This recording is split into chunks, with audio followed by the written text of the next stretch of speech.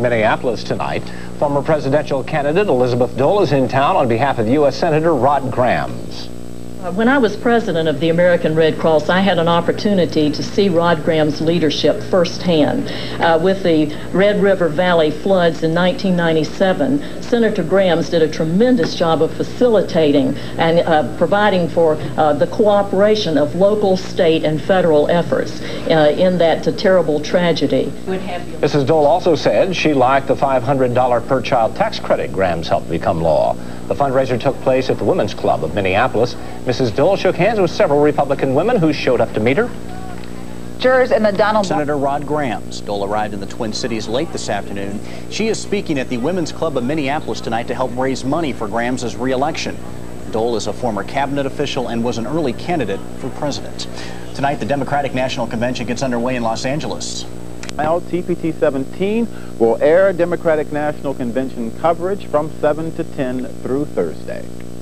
Former Republican presidential candidate Elizabeth Dole came to town today for a Rod Grams fundraiser. Mrs. Dole sounded off on diversity, gender, and the U.S. senator she's trying to help get reelected. You know, there are few women in America more respected than my special guest here with me today. And I'm proud to welcome Elizabeth Dole to Minnesota in support of my re-election campaign for the United States Senate. Well, let me just say that in your lifetime, you will see a woman president of the United States. I've considered it a great honor to run for president last year, and I was very pleased at the overwhelming crowds that we had everywhere that we went, huge crowds up until the time that I withdrew from the race. I was also proud of the fact that, as far as I know, I beat the sitting Vice President of the United States, Al Gore, in every single poll in 1999. But, you know, the thing that was rewarding to me was the fact that so many young people turned out and so many women, because certainly women need a place at the policy table. Our voices need to be heard. And it breaks my heart when I see young people especially turning away from public service. And there's no question many today are doing just that. When I entered public service some 30 years ago, it was considered a noble thing to do. And so I want to see those young people inspired again to give back through public service. But there's a lot of cynicism and doubt today, isn't there? Our institutions have been tarnished. I can remember when my husband was the chairman of the Republican National Committee, and he took his door off the hinges to say, we're an open party. We welcome everyone to the Republican Party. I think sometimes in the past we have not done as good a job as we should in taking our policies, which are absolutely best for families, and translating it into what this means for an individual, for a person's family, for a person's business. And one of the things that was so good about the convention is that you had real Americans, so to speak, people who came to the convention who were not involved in politics to say, let me tell you what these policies of the Republicans will mean to me as a single mom making $35,000 with 2 children. I'll have a 100% tax cut under George Bush's plan. So we have to tie excellent policies to exactly what their impact will be on individuals, families, and businesses. And I think we're getting better. Moving on, it's just... For Senator Rod Grams in Minneapolis.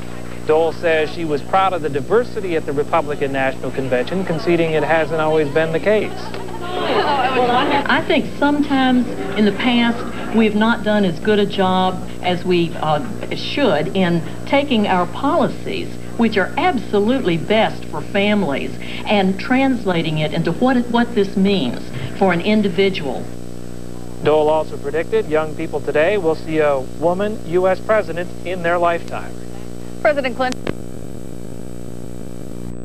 Our industry is agriculture, and if our farms don't make a profit, then Main Street, Minnesota doesn't make a profit, and a whole way of life in Minnesota is lost. I'm from a business family, and I know if you don't make a profit in the marketplace, you're not going to stay in business. And when government fails to stand up for Americans, then that's why people get so disgusted with government. I can understand that. That's totally what it is. Yeah. People are disgusted. Yeah. Generation to generation. I'm Rebecca Yanish, and I think we should keep that promise. But Rod Grams wants to squander the surplus in huge tax cuts for the wealthy instead of strengthening Social Security. As a business executive and public official, I had to watch the bottom line, to invest wisely and live up to my responsibility to employees and taxpayers. Maybe Rod Grams won't stand up for Social Security, but I will. Drug companies and the HMOs. Now Mark Dayton is blowing the whistle on the federal government's failure to honor its commitment to our schools. They broke their promise to the kids of America. They broke their promise to the parents of America. They broke their promise to the school teachers of America. A broken promise costing Minnesota $250 million. That money could hire more teachers, reduce class sizes, and buy more books and computers for our classrooms. Fighting for you, Mark Dayton. Off full speed on his usual targets, the Democrats and Republicans. Political booze out here, empty as ever, you know. I think the only way they could really get people in is if they take $100 bills to their foreheads and said, come and take it. Senator Rod Graham's booth just happens to be right across the street. And to the governor, everyone is fair game. Senator, we want our special ed money. We want the feds to pay their 40%. Unmiked, Grams could only smile and wave. Ventura admits to be leaning toward running for a second term, and he looked like a man on an election mission, leading his security detail right through the crowds of surprised state fairgoers. The governor knows wherever he Violence. goes. We need to do more than just talk about it. Here's my plan. Require the licensing and registration of all handguns. Mandate background checks for child care workers. Demand child safety locks on new handguns. And close the gun show loophole that lets criminals buy guns unchecked. The NRA will fight us every step of the way, but we've got to stop them. Look what he's done. You'll know what he can do. Mike Cerisi, count on him. Not just talking about it. I took on the drug companies, the tobacco industry, and won. Today, the fight is protecting seniors. My plan, use the budget surplus first for Social Security and Medicare. Provide seniors with prescription drug coverage and require criminal background checks for elder care workers. Getting things done for people. That's what it's all about. Look what he's done. You'll know what he can do. Mike Cerisi, count on him.